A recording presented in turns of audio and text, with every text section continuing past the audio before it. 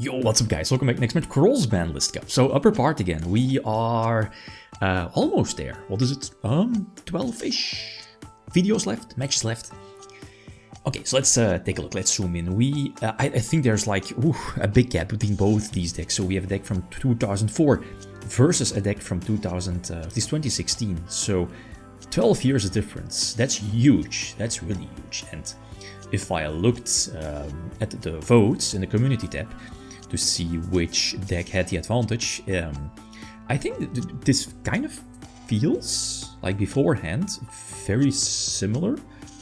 But in all honesty, like before this matchup, I would have thought that you know, this is Pendulum's Master Rule 3. So without links, without the extra monster zone, it's basically a dimension fusion once per turn if you're able to set up the pendulum scale. And as you know, speaking of Metalfoes, it's not really that hard to, you know, set up your scale.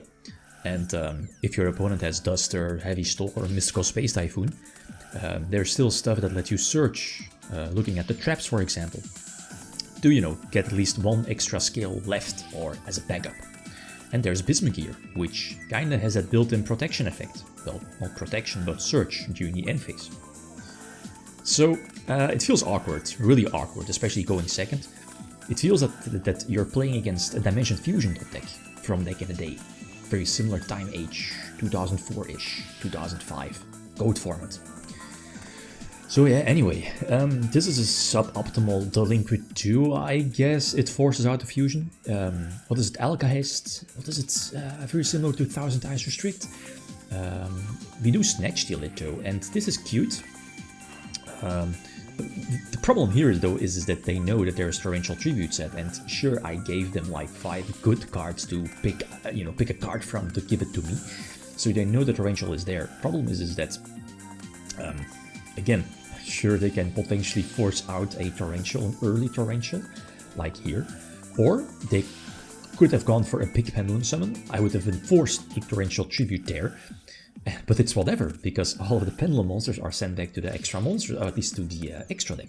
And, you know, if your scale is set up, like here, because there's no extra monster zone, there's no Master Rule 4, it doesn't matter, Master Rule 5, you can just spam everything from your extra deck for free.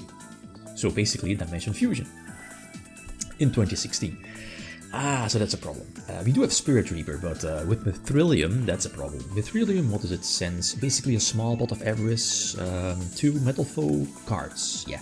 Send them back from their graveyard back to the deck to bounce back a card on field, which I guess forces out back row, so it's back row removal basically. Gets rid of Mirror Force, gets rid of Torrential Tribute if Mithrilium is already face up on the field. So that's a problem. And now, what is it? They, let me think. I think they go for Orihulk. I think so.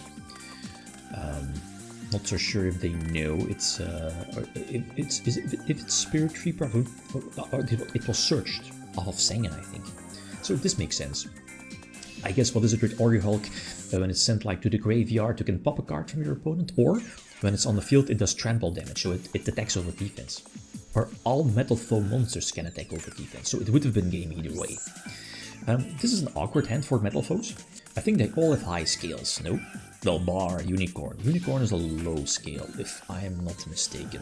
What is it, scale 2? Ooh, I should recheck that. So if they are able to set up the Pendulum scale, they're forced to burn their Unicorn. Yeah, indeed. And we Typhoon the last card. Oh, there was one card still in hand, so like worst case scenario, that indeed would have been another low scale. But seeing that they invest their Unicorn there, that's a weakness sign.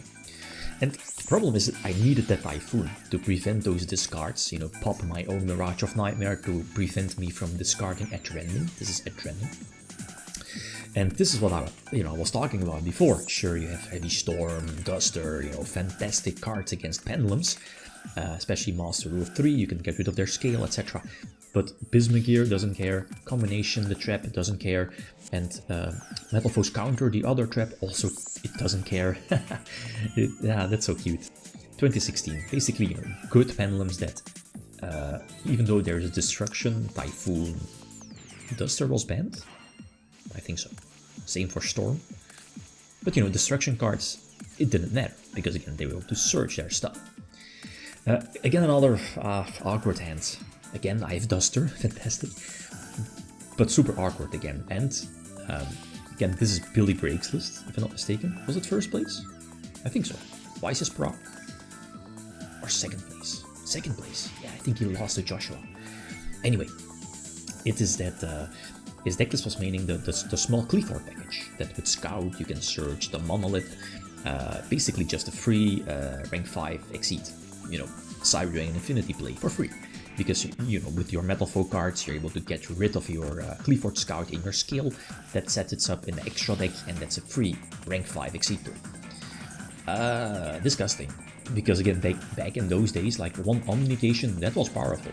And especially against an old school deck, an Omnication is really powerful. And this says it all. Like, my only play here was to go for Scientist.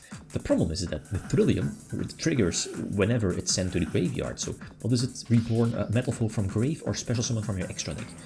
So it's basically their big beat stick they need to attack over Scientist and basically do any damage. Doesn't really matter. Oh, and they have a Spell and Trap negation. With this Totem Bird. The Trillium sets everything up, they can bonus their own stuff as well.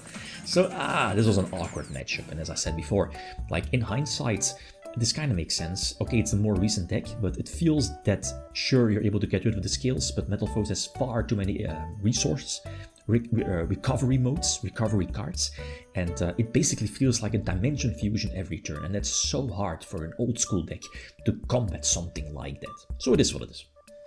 Okay, so we now know right side. The next matchup should be, could be a title match, right? Finals. We have Tournament Ishizu Tier 2023. That's going to take on Runic Sprite this time. So that's different compared to last year.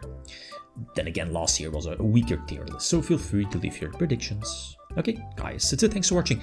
Feel free to leave a comment or like if you enjoyed the video. Riddim signing out. Peace.